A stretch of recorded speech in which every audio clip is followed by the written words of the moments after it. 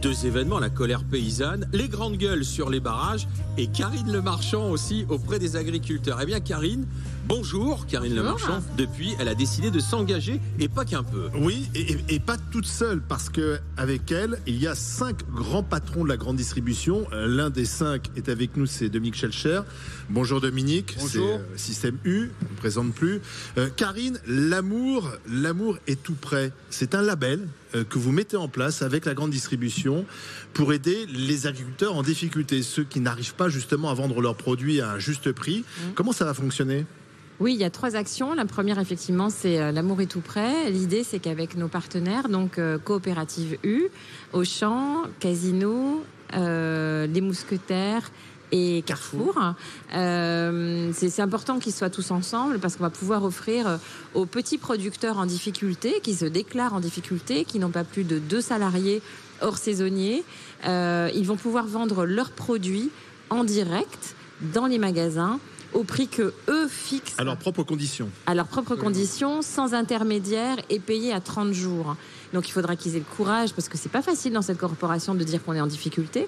Mais le but, Dominique va pouvoir vous le dire, le but c'est qu'on leur ouvre grand notre cœur, les portes des magasins, qu'on les accompagne aussi. On a aussi les chambres d'agriculture qui sont prêtes à faire des formations ventes, des formations conditions sanitaires. Enfin, c'est tout un processus pour ces petits producteurs qui sont pas encore vendus en grande et moyenne surface et qui, par exemple, ceux qui ont le plus du mal à vivre. Exactement. Oui, c'est ça. Et qui ont, par exemple, des chèvres et qui vont pouvoir faire du fromage, des yaourts, etc. Et on va aussi encourager le local et la diversification. Comment est venue l'idée ? L'idée, elle est venue de mes amis agriculteurs de l'Amour et dans le Pré, et notamment de Laurent Auboussu, qui, il y a 1 an et demi, se donnait 150 € par mois pour manger, parce qu'il dépendait, il faisait des bovins et des ovins, et en fait, il dépendait du prix du cours de la viande au marché aux bestiaux. Et il y a eu une grande solidarité autour de lui, et notamment des anciens de l'Amour et dans le Pré lui ont dit, écoute, on va payer pour que tu vendes une vache et que tu la transformes. Il a fait des terrines de super bonne qualité, des pot-au-feu, et j'ai réussi à lui présenter en fait le patron de la RSE de Carrefour, Bertrand Swiderski, qui l'a vendu dans un hypermarché près de chez lui. Et après, il s'est mis à faire des marchés aussi en direct, etc. Et en 1 an, Laurent a réussi à plus que doubler son chiffre d'affaires avec la vente directe au prix que lui fixait. Il est sorti du rouge et ça y est, on lui a fait un audit et son entreprise est classée G, c'est-à-dire entreprise rentable. Je me suis dit, mais c'est pas possible. Si on a réussi à en aider un, on peut, grâce à la grande distribution, grâce à l'effort des consommateurs qui veulent aussi acheter local, de qualité, identifier le petit producteur, ils sont prêts à mettre quelques centimes de plus, même quelques euros de plus parfois. Alors, quel est l'intérêt pour la grande distribution de s'associer à une telle opération ? Alors, la grande distribution fait déjà beaucoup de choses, faut le dire, mais on n'a pas pu résister à l'appel de Karine. Pourquoi ? Parce que Karine, elle a une relation, et je m'en suis rendu compte en nous rencontrant, une relation absolument exceptionnelle avec les agriculteurs après toutes ces années d'amour et dans le pré. Et donc, Elle est restée plus longtemps d'ailleurs à la tête de cette émission que les ministres de l'agriculture qui se succèdent. C'est ce qu'elle a parfaitement dit hier. Tous les ans. Tout à fait. Donc c'est une action de plus avec l'appel de Karine, parce qu'elle l'a dit.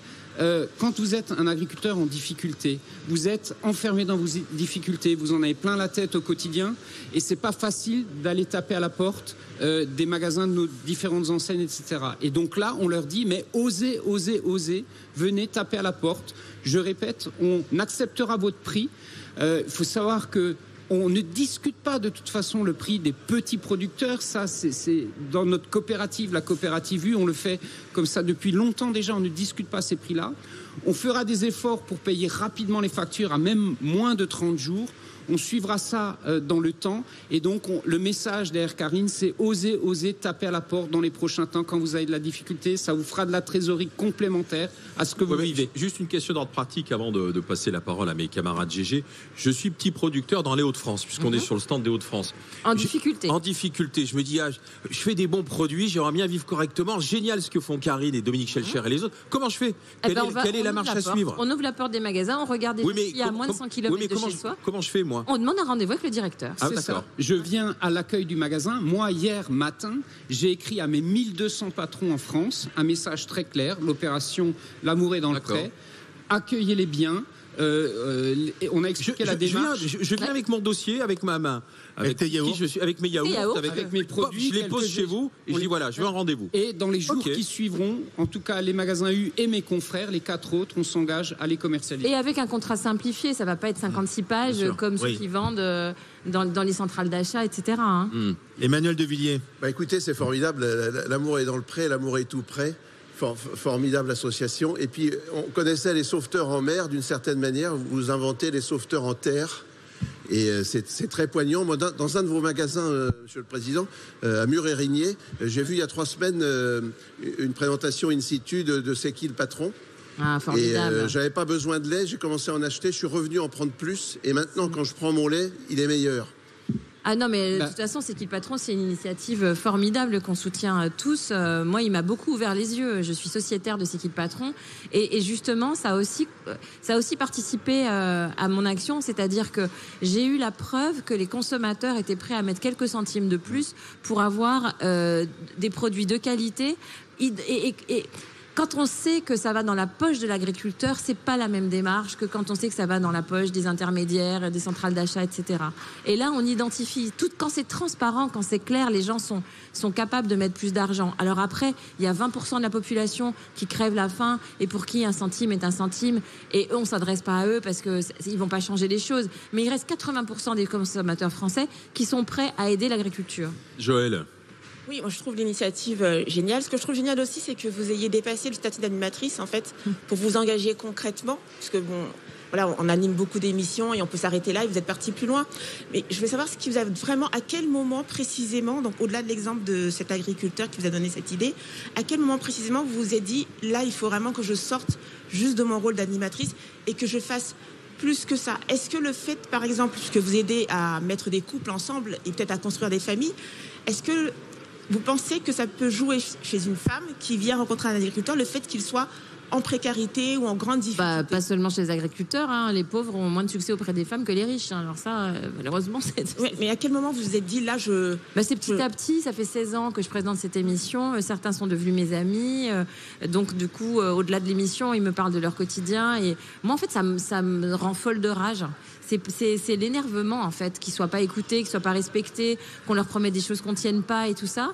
Je pense que j'ai du recul et je me dis, mais c'est pas possible. Le côté on marche sur la tête, oui, c'est vraiment ça. Mais ça veut dire quoi, Karine? Ça veut dire que le politique n'y arrive pas parce que c'est quand même un secteur qui est très aidé. Donc les politiques sont censés jouer un rôle important. Non, le politique, il est beaucoup à la base de la problématique des agriculteurs. J'ai vu six ministres, ils ont strictement rien changé. C'est-à-dire que j'ai produit un documentaire sur l'histoire de l'agriculture qui a battu d'ailleurs tous les records il y a 1 an et demi sur M6, qui s'appelle Famille de paysans 100 ans d'histoire. On a bien compris l'évolution de l'agriculture en France. Avant, il y avait plein de petites fermes qui étaient en autonomie, qui avaient leurs cochons, leurs légumes, etc. et qui vendaient l'excédent sur les marchés. Après la Deuxième Guerre mondiale, etc., après, il y a eu le général de Gaulle qui s'est dit il faut que la France soit compétitive au niveau européen. Et donc, ils ont mis en place un système où ils ont poussé les petits fermiers à partir à la retraite et ils ont encouragé, en créant l'origine de la communauté européenne qui concerne l'agriculture, des aides qui étaient, on va dire, les ancêtres de la prime à l'hectare qui prévaut aujourd'hui. C'est-à-dire enlever les haies, racheter les terres, mettez des tracteurs à la place des chevaux. Il y avait des échanges d'ailleurs de 2 chevaux contre un tracteur. Donc forcément, on arrache les haies, on fait des grands rectangles, c'est beaucoup plus facile pour les tracteurs. Et il y avait des gens qui allaient dans toutes les fermes et qui disaient bon, on arrête tout, maintenant vous allez faire de la patate, vous allez faire de la céréale, etc. Et les gens qui ne savaient pas se sont mis à le faire. On leur a donné des intrants, on leur a donné des pesticides, on leur a donné des engrais, sans leur expliquer, beaucoup de cancers, parce que c'est un autre sujet. Et ils se sont mis effectivement à avoir un très grand rendement. Il fallait aussi nourrir la France. Et être compétitif. Et on s'est retrouvé avec des fermes de plus en plus grandes, avec des gens qui faisaient de la monoculture. Donc quand il y a des aléas climatiques, quand le marché baisse, ils sont pris à la gorge. Dans les années 60, excusez-moi Dominique, mais les premiers supermarchés sont arrivés, ils ont complètement bouleversé la façon de consommer. Et là, on a demandé aussi aux agriculteurs de transformer, de faire des tomates qui allaient tenir longtemps sur les supermarchés, sur les étals, la fameuse tomate long life, et donc de rentrer dans une course où tout d'un coup, les intermédiaires sont venus, ont commencé à casser les prix. Et là, on se retrouve dans une situation avec des agriculteurs qui subissent les aléas de l'Europe, qui sont aidés parfois, mais les maraîchers ne sont pas aidés. C'est la prime à l'hectare qui prévaut. Plus t'es grand, plus tu fais des céréales, t'es grand, plus t'as de l'argent. Mais les petits maraîchers qui sont à genoux à ramasser des carottes, ils ont quasiment rien. Et les éleveurs, on les paye pour jeter leur surconsommation. C'est pas, on marche sur la tête. Mourad Boudjelal. Alors, moi, je vais vous féliciter, Karine, pour votre initiative qui me paraît tout à fait louable. Par contre, je serais plus mitigé sur les distributeurs. Sur les distributeurs. Les distributeurs sont des centres de profit. Non. Ah si, ce sont des centres de profit. Je veux dire, quand vous êtes patron de Carrefour, vous cherchez du résultat avant tout. On a Carrefour ne s'est pas ouvert pour pas gagner d'argent. En même temps, c'est l'entreprise. Et ce qui est assez magique ces dernières années, avec la crise que nous avons subie, la crise sur les prix assez forte, il y a eu une transformation dans la communication qui est assez exceptionnelle, et je vous en félicite, et je félicite toutes les grandes enseignes. C'est qu'avant, Carrefour, quand il disait qu'il était moins cher ou qu'il était mieux, c'est de la publicité. Aujourd'hui, c'est devenu de l'information. On a complètement désorienté le truc. Et c'est pas de l'information, ça reste de la publicité dans un centre de profit. Alors, bravo à vous, mais je t'ai quand même rappelé que la grande distribution a fait beaucoup de mal à nos agriculteurs. C'est bien d'essayer de sauver ceux qui sont encore un petit peu en vie, bravo à vous, d'essayer de les sauver. Mais je n'oublie pas qu'avant tout, on parle et on communique avec des gens qui sont des centres de profit. Alors je connais moins bien le process de... Je vais vous expliquer. Il y a le système capitaliste que vous venez de décrire qui fonctionne effectivement comme celui-là. Et nous, on est une coopérative de commerçants indépendants. C'est pour ça que je ne vous ai pas cité. Donc voilà, la propriété est dans chaque magasin. Et ce que le magasin gagne est réinvesti localement dans sa modernité, dans le soutien à la consommation dans ses prix, parce qu'aujourd'hui on investit beaucoup dans les prix, donc c'est pas du tout le même système. Et la proximité des petits producteurs, la proximité du monde agricole, c'est notre ADN depuis toujours. L'enseigne qui sans doute propose le plus de produits locaux régionaux, c'est l'enseigne U, les magasins U, dans les territoires. On est présent dans des communes de moins de 5000 habitants. Donc il y a différents systèmes. Oui, mais justement, il y a pourquoi vous associez aux énormes ? Parce que vous aviez cette singularité, cette particularité. Or là, de vous mettre avec dans la même opération Carrefour. Avec Auchan, Carrefour, c'est comme si vous étiez associé à eux alors, et vous gommez votre singularité. Mais non. Parce qu'on fait des choses, mais on va en faire d'autres en plus ensemble. Oui. Et c'est une cause qui mérite la collaboration, de s'entendre, de s'entraider, d'aller plus loin et ensemble. Oui, mais alors, je pose la question, pourquoi il n'y a pas Leclerc qui représente un quart du marché ? Demandez-lui. Ah oui. Mais moi, non, mais pourquoi Michel-Édouard Leclerc, il ne veut pas jouer collectif ? On l'a invité à participer, il n'a pas répondu à notre appel, qu'est-ce que vous voulez que je vous dise ? Maintenant, le petit producteur, l'avantage c'est qu'il va pouvoir rayonner à 100 km autour de chez lui. Donc s'il a ses fromages, je parle de l'exemple du fromage de chèvre, il va aller voir Auchan, je vais voir Carrefour, il va aller voir il va aller voir tous nos magasins partenaires, il va pouvoir écouler toute sa marchandise.